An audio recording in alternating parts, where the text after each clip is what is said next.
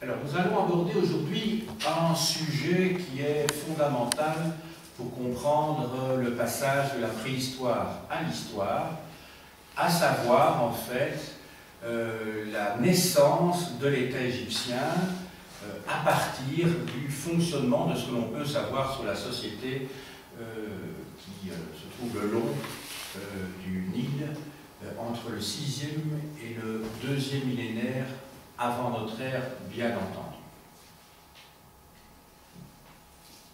Alors, ce sujet est fondamental parce que, pour nous, ça paraît tout à fait évident, lorsque l'on regarde l'anisphère, lorsque l'on regarde le mapmonde, de voir comme ça la surface de la Terre découpée en petits ou en grands morceaux que l'on appelle des États.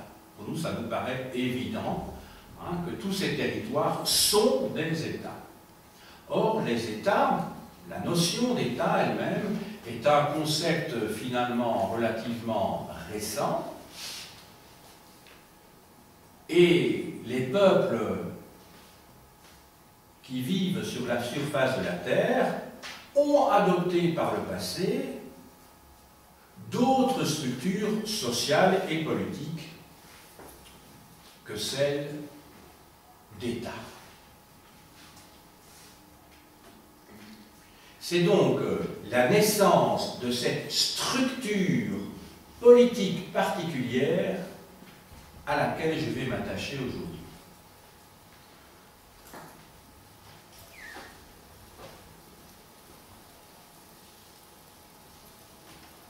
Alors, je demanderai peut-être que l'on ferme la fenêtre parce que sinon on va entendre la pluie. Merci. Donc, on va remonter en fait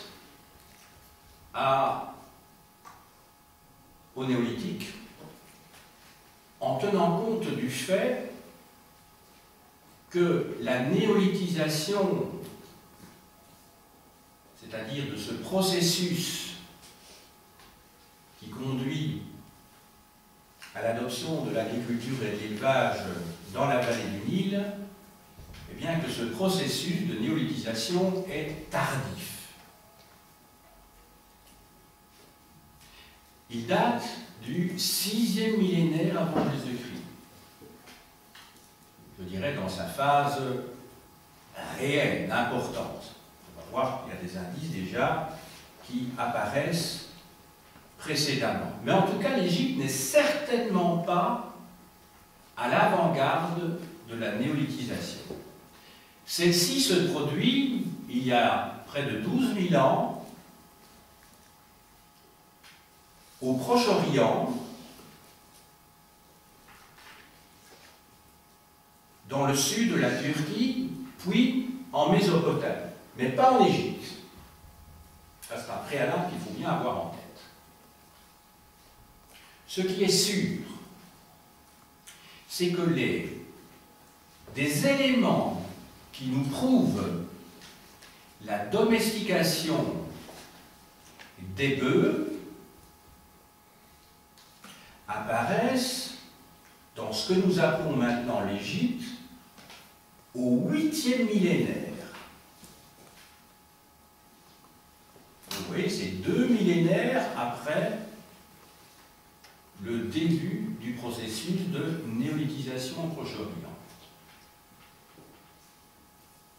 Au 7e millénaire avant notre ère, on voit que l'on commence à pratiquer la céramique. Donc, l'on fabrique des poteries.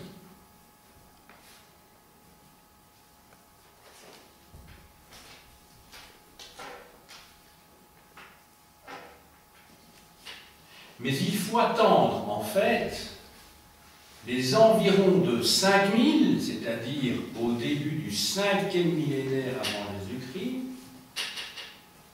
pour que l'on ait des indices tout à fait sûrs des premières cultures céréalières. Donc vous voyez, c'est très tardif. La naissance de l'agriculture en Égypte, il y a donc combien d'années? 7000 ans. On est bien d'accord. 2000 pour les chrétiennes et 5000 avant Jésus-Christ. Ça fait bien 7000 ans. Donc c'est tardif par rapport à la Mésopotamie et pour l'Anatolie que je vous citais juste avant. Au début du 5e millénaire avant Jésus-Christ, on voit également que l'on pratique l'élevage des chèvres, des moutons et des porcs.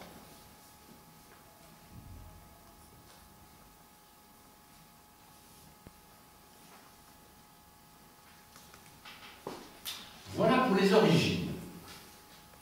Alors maintenant, nous allons entrer dans une seconde phase que j'appellerai la transition sociale. C'est-à-dire que l'on va voir s'accélérer ce processus de néolithisation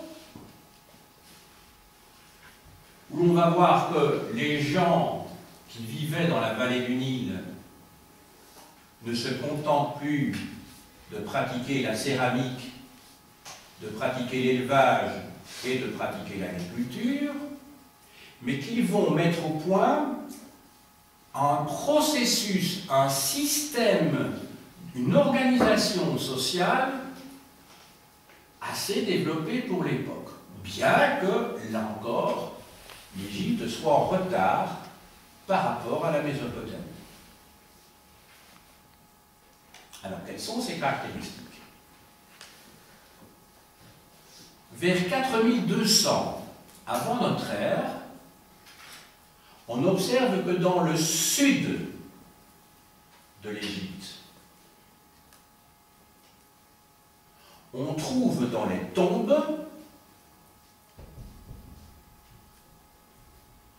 d'une part des signes indubitables de richesse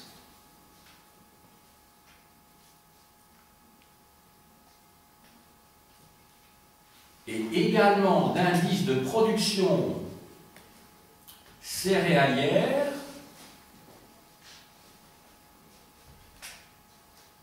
qui nous indiquent qu'une société inégalitaire se met en place avec deux caractéristiques: l'accumulation des biens et d'autre part la volonté de montrer que l'on est riche, c'est-à-dire une certaine ostentation de ses richesses. Donc vous voyez que cette société inégalitaire a deux caractéristiques. Ce n'est pas seulement l'idée de posséder, mais c'est aussi de montrer que l'on possède. Si l'on devait faire une comparaison avec l'heure actuelle, je dirais que pour certains groupes de gens très riches, ils cherchent certainement à posséder des choses, et des choses qui sont démesurément énormes par rapport à leur capacité d'en jouir, mais à part les nouveaux riches, ceux que l'on appelle, ceux qui aiment bien, qui font partie de cette société bling-bling, les gens qui sont vraiment très riches ne cherchent pas à montrer qu'ils sont très riches, parce qu'ils sont assez intelligents que pour savoir que montrer que l'on est très riche peut conduire à une fiscalisation accrue et à des problèmes sociaux. Ça ne sert à rien d'énerver la population qui vit dans les difficultés. À cette époque-là, ce n'est pas le cas. Manifestement, on voit que, comme nous sommes dans une période d'accumulation primitive du capital, alors je ne parle pas de capital en termes monétaires, je parle de capital dans son sens originel, et je crois vous avoir déjà dit que le mot capital vient du mot caput, qui en latin veut dire tête de bétail. Donc autrement dit, on n'hésite pas à accumuler des biens, mais ça c'est pas très original pour la suite de l'histoire, mais en tout cas, on n'hésite pas non plus à le montrer. Donc ces deux éléments me paraissent importants pour être relevés. On avance un petit peu dans le temps. On remarque que vers 3800 avant Jésus-Christ, il n'y a pas de société hiérarchisée dans le nord du pays.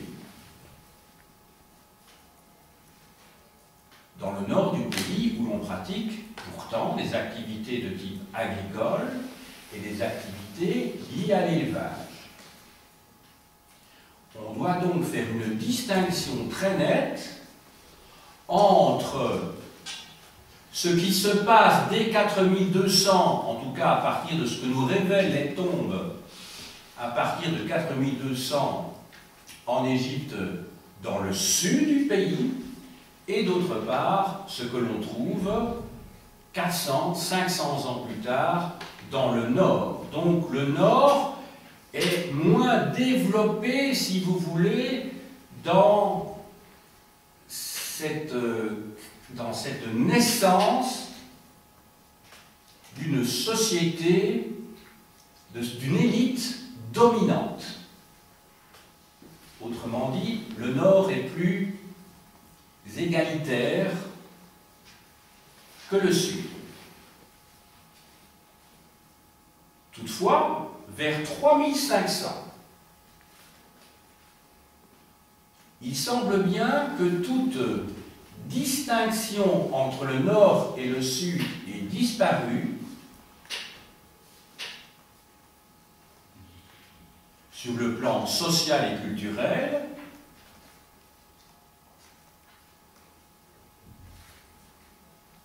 Et l'on voit dans les tombes des petites statuettes, tant au sud qu'au nord, qui prouvent que l'on est dans une société de type patriarcal, avec, sur le plan local, un pouvoir fort, ce qui suppose l'existence d'un ou de plusieurs dominants, et d'autre part, une population beaucoup plus importante de dominés. Ces petites statuettes, en fait, représentent des personnages qui portent une barbe assez pointue et qui pourraient annoncer justement les représentations ultérieures des pharaons.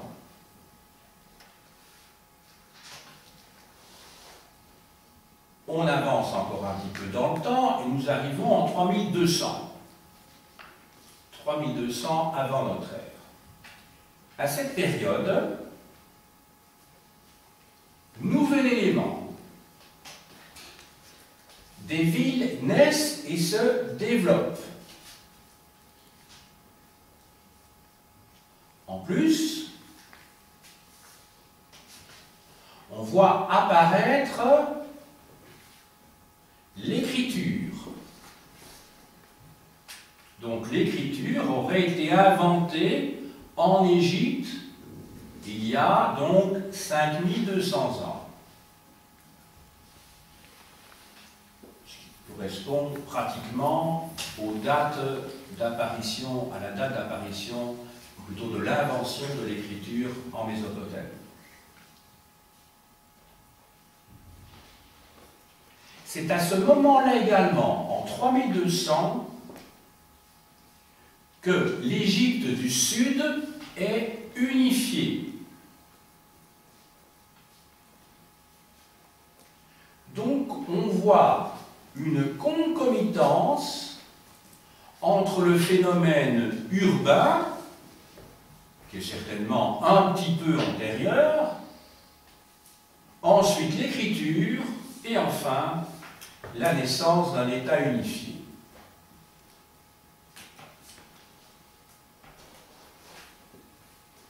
C'est à ce moment-là également qu'apparaît la royauté sacrée. donc en Égypte du Sud.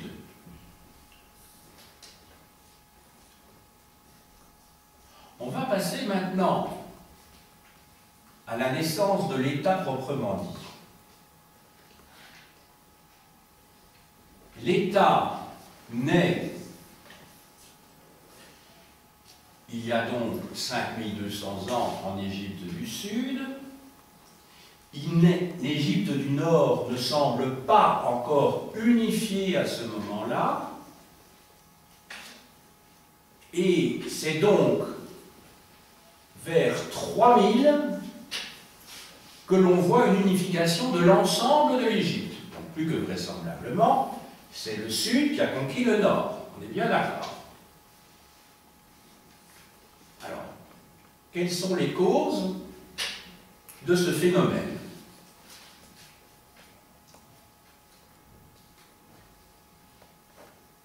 C'est que le roi, celui que l'on va appeler le pharaon, ne peut rester au pouvoir que dans la mesure où il procure des ressources pour vivre aux habitants du territoire dont il est le maître.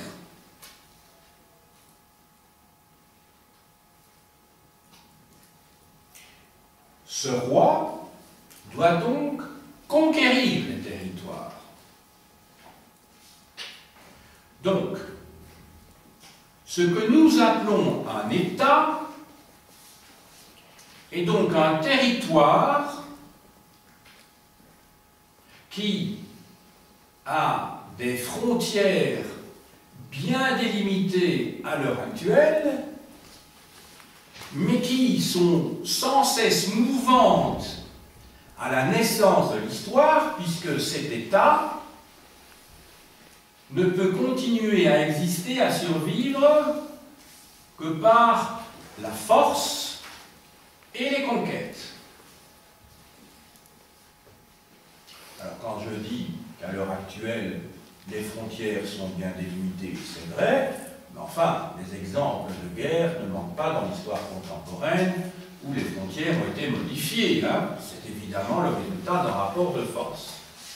Mais en tout cas, nous avons à l'heure actuelle un droit international qui fixe les frontières, qui sont reconnues internationalement à la suite de traités et qui sont garanties également par un organisme auquel appartiennent l'immense majorité des pays sur Terre. Je parle de l'Organisation des Nations Unies.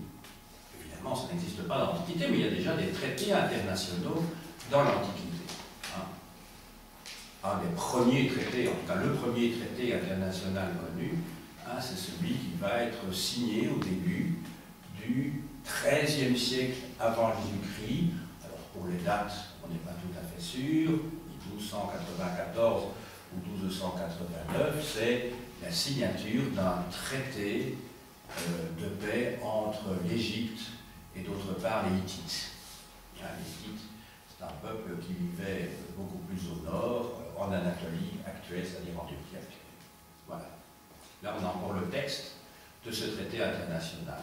Et la version, d'ailleurs, hittite et la version égyptienne, où tous les deux prétendent effectivement avoir remporté la bataille de Kadesh, hein, tout ça dans un but de propagande. Vraisemblablement, cette victoire a été, comment dirais-je, faite à l'arraché par les Égyptiens, mais ça n'était certainement pas une victoire très nette.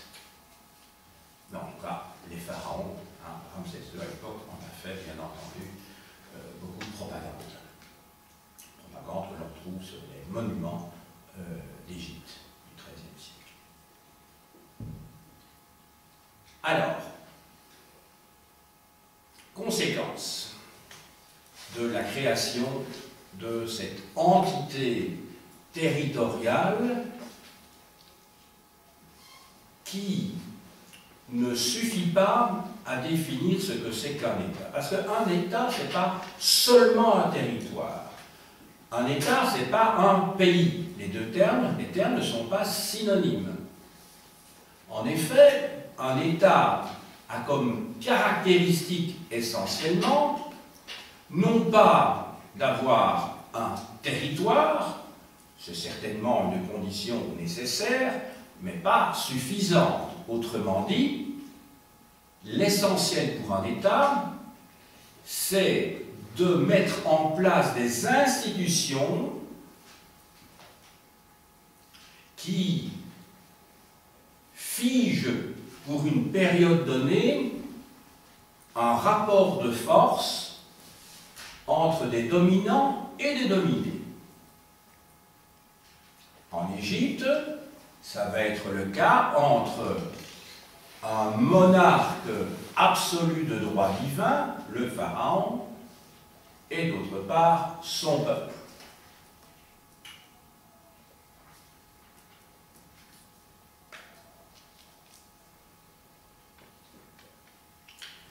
Pour que ces institutions et pour que cet État soit viable, il faut qu'il y ait des rouages, des courroies de transmission entre, d'une part, le pharaon et d'autre part, son peuple. D'où la création d'une classe intermédiaire entre le pharaon et son peuple, c'est-à-dire une classe d'intermédiaires, une classe de fonctionnaires, et parallèlement à ça également, la naissance d'un clergé.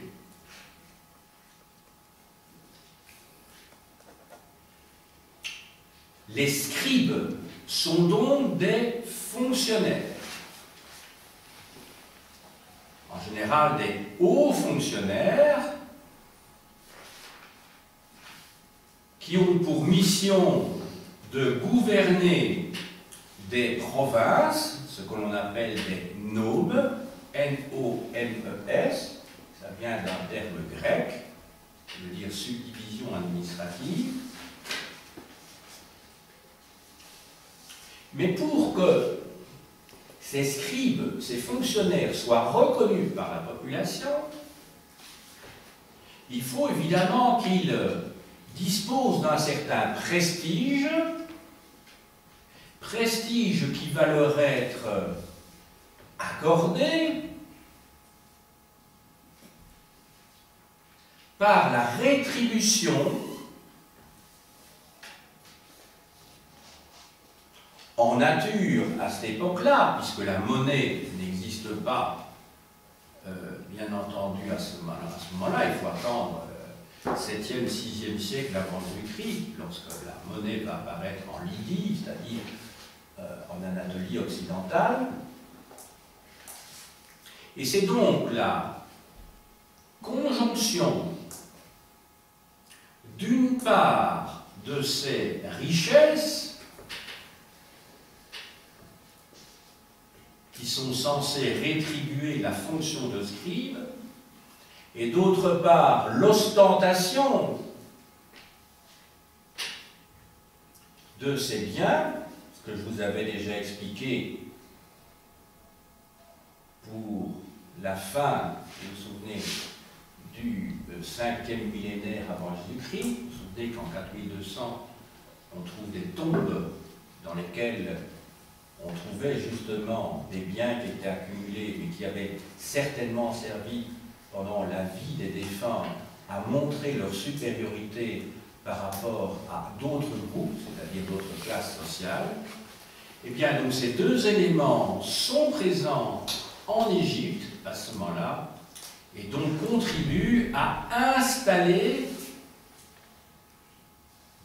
la puissance, la force de ces scribes, qui sont donc les courroies de transmission du pouvoir pharaonique. C'est à cette époque-là également, donc on est bien d'accord, à partir du début du 3e millénaire avant Jésus-Christ, que l'on voit la construction de palais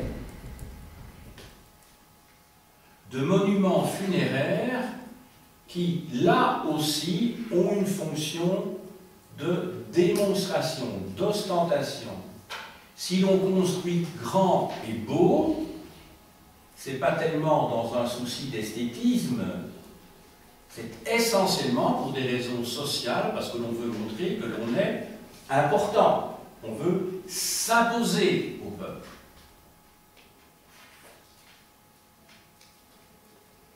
Alors, qu'est-ce que c'est maintenant que cette royauté sacrée, cette royauté que le pharaon a entre ses mains? Tout d'abord, le pharaon est un délégué. Il est à la fois Dieu et il est à la fois homme. Il est le lieutenant des dieux sur terre. Il fait le lien entre le monde céleste, entre le monde divin, et d'autre part le monde humain, le monde terrestre. Vous vous rappellerez certainement qu'il y a une dizaine de jours, je vous avais expliqué que les chamans, lors de cérémonies de transe, faisaient la jonction à certains moments entre le monde surnaturel et d'autre part le monde des hommes.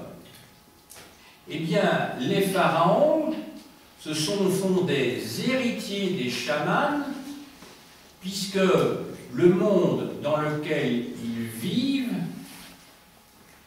est un monde poreux, perméable, entre le monde divin et le monde des hommes. Je dirais qu'il constitue un petit peu, pour utiliser un mot tout à fait anachronique, mais il constitue un petit peu l'interface entre le monde humain et d'autre part le monde divin. Ils sont, je dirais, entre les deux univers.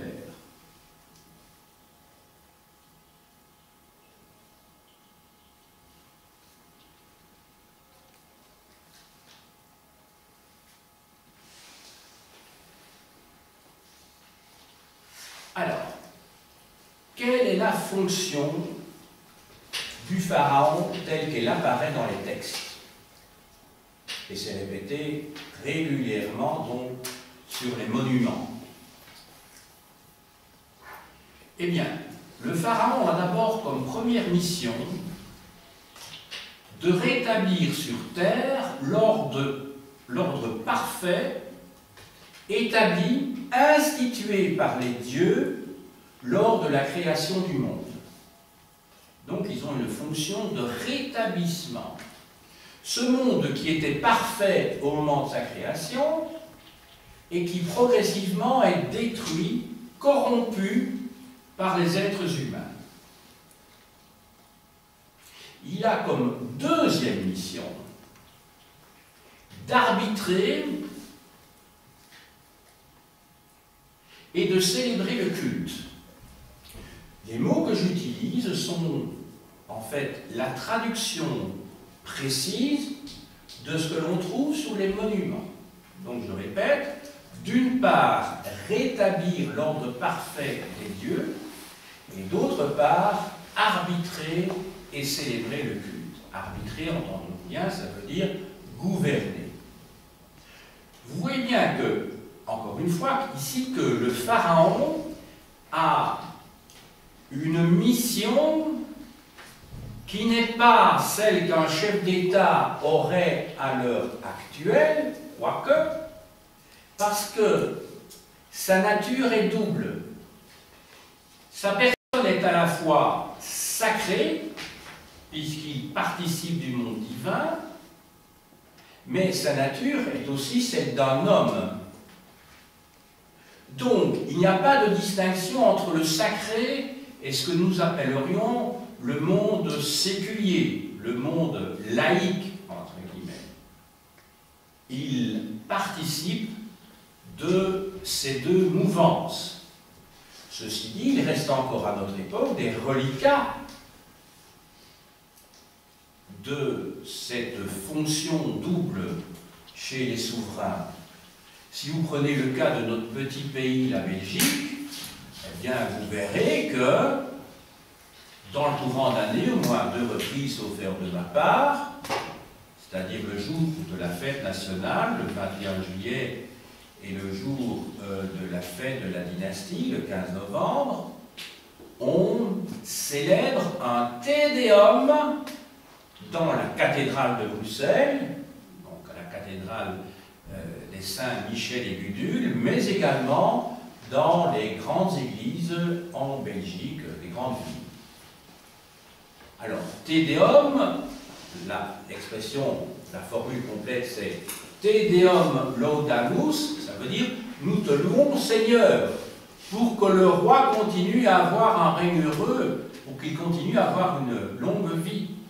Et lors de ce Te Deum, eh bien, toutes les autorités, d'ailleurs qu'elles soient religieuses ou non religieuses du pays, puisqu'on trouve même les hauts magistrats des cours de justice, tout le gouvernement également, sont présents. Le seul qui n'est pas présent, c'est justement le roi. Comme c'était une personne sacrée, il n'est pas présent lors de cette cérémonie où, en fait, on souhaite qu'il vive longtemps et que son règne soit heureux.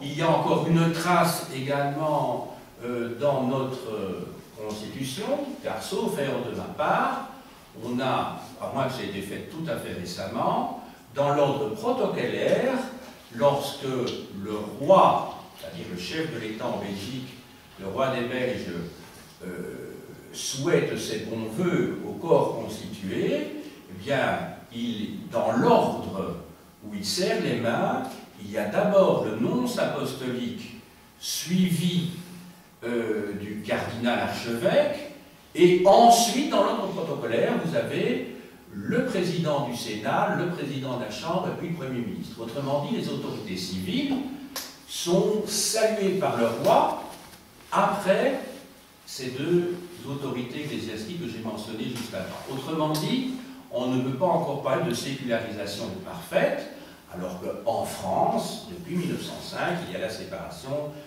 des églises et de l'État. Je vous dis ça pour vous montrer en fait qu'un certain nombre de pratiques actuelles trouvent leurs origines très loin dans l'histoire et que la royauté reste quelque chose de sacré. D'ailleurs, la royauté en Belgique a toujours quelque chose d'un petit peu mythique pour beaucoup de gens, pas pour tout le monde, mais pour beaucoup de gens. Ça va? Alors, maintenant, pour mener à bien ses missions, le roi, le pharaon, dispose de 2 instruments, de 2 outils, à savoir l'armée, pour faire ses conquêtes, et, deuxièmement, ensuite, l'administration. Cette administration, à l'inverse de l'armée qui est théoriquement dirigée directement par le pharaon, cette administration est déléguée à un personnage très important que les égyptologues ont pris l'habitude d'appeler le vizir. Alors, en fait, c'est un terme qui appartient au vocabulaire de l'Empire ottoman, c'est par facilité, si vous voulez, parce que les égyptologues trouvaient qu'il y avait une certaine similitude entre la fonction du vizir par rapport au sultan ou de ce premier ministre, entre guillemets, même si le terme est anachronique par rapport au pharaon. Alors, ce vizir a la haute main sur l'ensemble de l'Égypte. Parfois, il y a eu 2 vizirs, un pour la Haute-Égypte et un pour la Basse-Égypte, mais sous l'autorité d'un seul pharaon. En dessous de ces 2 royaumes, vous avez 40 nomes, N-O-M-E-S. J'ai déjà fait état de ce type de circonscription territoriale, administrative. Ce sont en fait des provinces, donc il y a 40 provinces. Alors ces provinces sont elles-mêmes divisées en districts.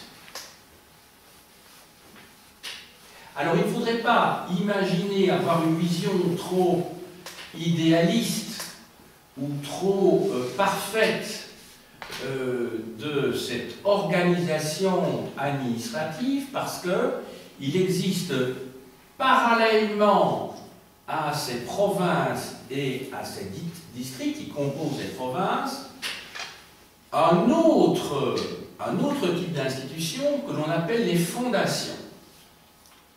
Alors, les fondations, ce sont des institutions qui sont créées par le roi, par le pharaon, dans le courant de son règne, et qui sont extrêmement nombreuses. Alors, ces fondations sont des parties très importantes du territoire qui sont administrées de manière autonome. Autrement dit, ce n'est pas le pharaon directement qui les gère, puisqu'il en a fait don, justement, à des institutions.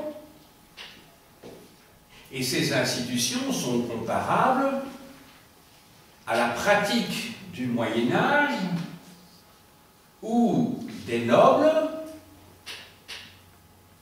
créaient ou étaient à l'origine d'abbayes, de monastères, qui devenaient donc autonomes, si vous voulez, qui devenaient parfois très riches, parce qu'au Moyen-Âge, d'ailleurs comme dans l'Antiquité égyptienne, ces fondations pouvaient continuer à recevoir des dons. Il s'agissait parfois de véritables entreprises agricoles sur lesquelles travaillaient de nombreux paysans, un petit peu comme au Moyen-Âge, vous aviez des paysans avec des statuts divers qui travaillaient sur les terres des abbayes et qui faisaient qu'à un moment donné, ces abbayes devenaient très riches. Je pense par exemple à l'ordre de Cluny, ou plus tard à l'ordre de Cîteaux, qui sont devenus très riches. L'ordre de Cluny, c'est à partir du Xe siècle, l'ordre de Cîteaux, c'est à partir de la fin du XIe siècle, donc au XIIe siècle. Alors pourquoi le pharaon fait-il ces dons? Eh bien, tout d'abord pour des raisons religieuses. Il est un demi-dieu, si je puis dire, et donc, en tant que personnage semi-divin, il se doit de participer à la création de ces institutions qui, par la même occasion, sur le plan idéologique, vont participer à sa gloire, à sa popularité. Ça lui crée par la même occasion une clientèle. Ensuite, deuxième élément, sur le plan économique. Ces fondations évitent au pharaon de gérer directement ses terres et de les faire gérer par des intendants qui dépendent directement de ces fondations. Ces fondations participent également à l'aménagement du territoire. Je pense ici en particulier au creusement de canaux pour l'irrigation.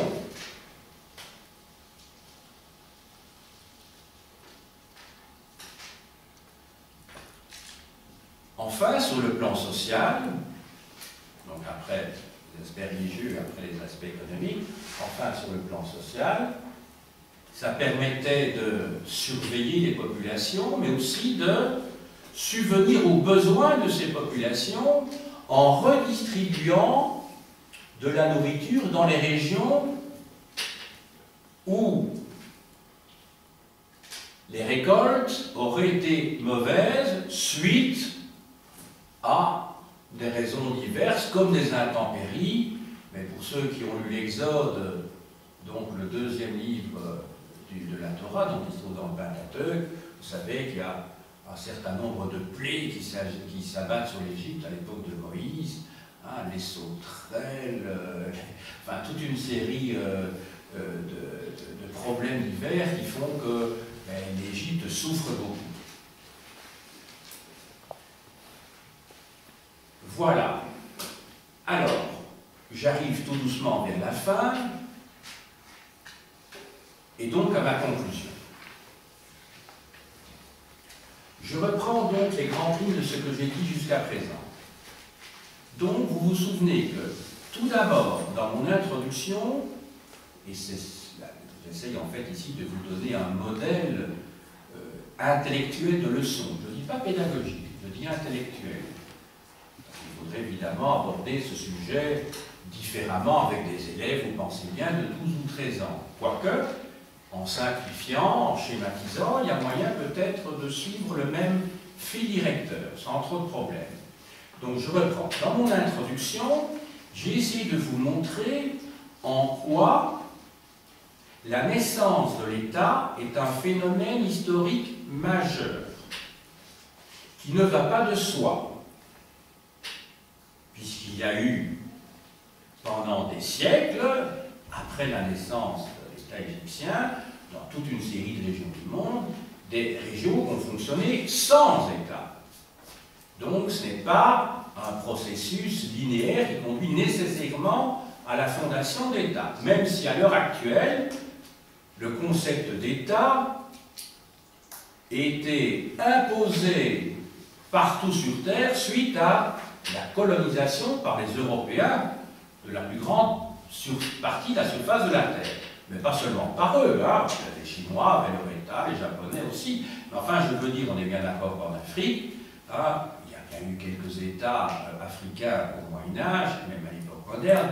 Enfin, la plus grande partie de l'Afrique a été colonisée, donc toute l'Afrique a été colonisée par les Européens. Et donc, les États tels qu'ils existent à l'heure actuelle dans les anciennes colonies, ce sont des États tout à fait artificiels. Ce qui explique d'ailleurs tous les problèmes qu'il y a dans ces pays-là. Eh bien, quand on parle de l'État du Mali, qu'est-ce que ça veut dire le Mali? Qu'est-ce que ça veut dire le Niger? Qu'est-ce que ça veut dire le Congo, hein, où il y a 50 langues et je ne sais pas combien de peuples différents? Tout ça, ce sont des frontières qui ont été fixées par la colonisation, et donc quand ces colonies sont devenues indépendantes, elles ont hérité de frontières qui étaient arbitraires, qui étaient liées à des rapports de force entre puissances coloniales, qui étaient liées à des ressources minières ou à des ressources économiques diverses, et donc elles n'ont aucune justification, si vous voulez, je dirais, par rapport à une unité linguistique ou culturelle.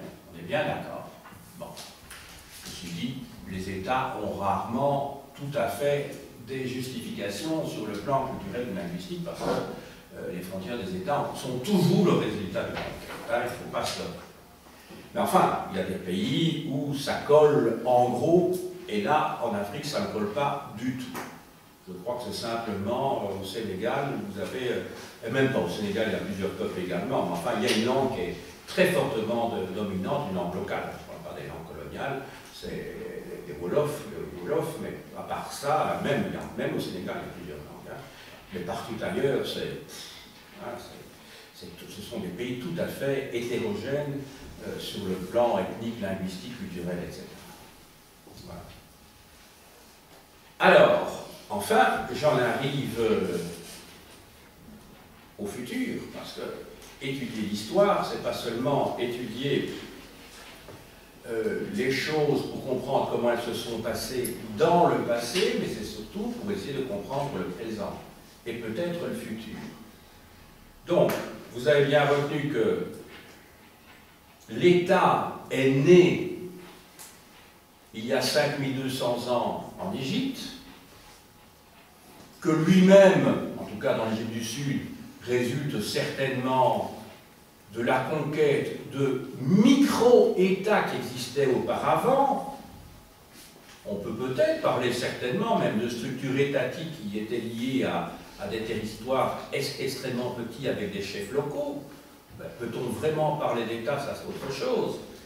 Pour qu'il y ait État, il faut qu'il y ait des institutions, il faut qu'il y ait une administration, il faut qu'il y ait une armée, etc. Il faut qu'il y ait un certain nombre de pouvoirs liés à la fonction de chef. Hein? Je vous ai montré que donc cet État, la notion d'État naît il y a un peu plus de 5000 ans, qu'il y a beaucoup de peuples qui n'ont pas connu ce système institutionnel dans l'histoire de l'humanité. Hein? Ensuite, qu'à l'heure actuelle, il y a des tas de pays